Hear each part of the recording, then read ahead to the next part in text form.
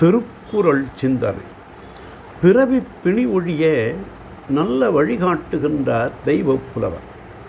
காமம், வெகுளி, மையல் என்னும் உலக மயக்கம் இவை மூன்றும் வேரோடு அழியுமானால் பிறவித் துயரங்கள் அடியோடு ஒழிந்து போகும். மங்கையரால் வரும் காமம் இல்லையெனின் கடுங்கேடென்னும் நாமம் இல்லை, நரகமும் இல்லையே என்பது கம்பராமாயணம்.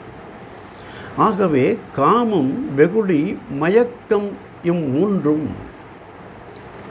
அளவோடு இல்லாமல் அளவுக்கு அதிகமாக இருந்தால் எல்லா துன்பங்களுக்கும் மூல காரணம் இவையே என்பதை தெரிந்து கொண்டு இவை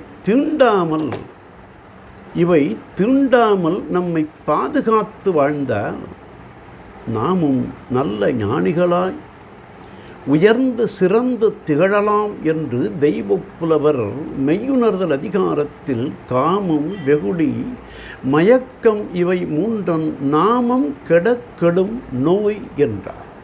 நாளையும் சிந்திப்போம்.